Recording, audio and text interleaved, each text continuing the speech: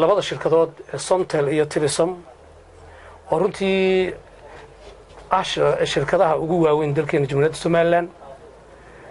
aad iyo aadna runtii uga qayb qaata abaaraha iyo waxyaabaha ama shaqo abuurka dalka oo dhan oo runtii istaahila in la hambaliyeeyo waxaad ogtihiin in shirkadahaas ay $5 milyan iyo in ka badan ku bixiyeen dadkeena abaaraha tabaaleysnaa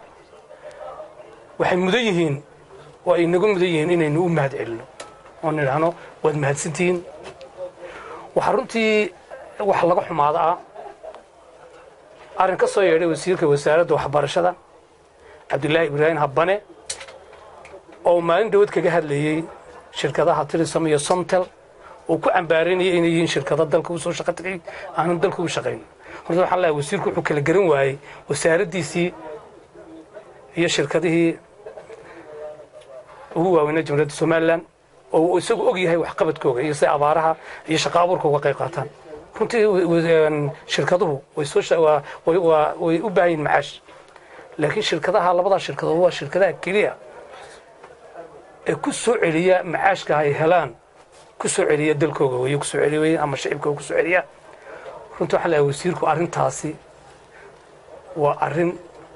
wadadeedii uu ka habaabay wuxuu ka hadlay in biraha xanuun laga qaado biraha hadii xanuun laga qaaday wasiirka caafimaadka ku shaqale hawadu ka hadlay hawada waxa ku shaqale isaguna wasiirka waxa ku shaqale wasiirka boosaha iyo isgaarsiinta ku shaqale dhaqaalaha hadii laga doonayo wasiirka maaliyadda ku shaqale runtii waa wasiirka waxbarashada meel ka soo galaa ma jirto hadalka diqaafka wasiirka ka soo yeedhay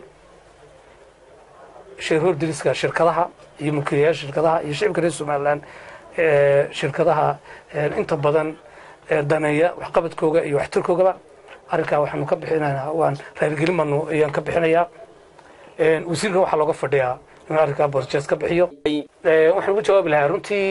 cid wax dhayalsi ma jiro wada hadalku de waxa way iska soo bixi doonaan meeldheelkooda laakiin inta badan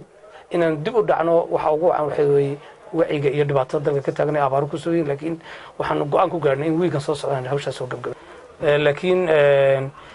wadanigu ku noqonaya waxaan malaynayaa in aniga samcadeeda iyo karaamadeeda ay ku tahay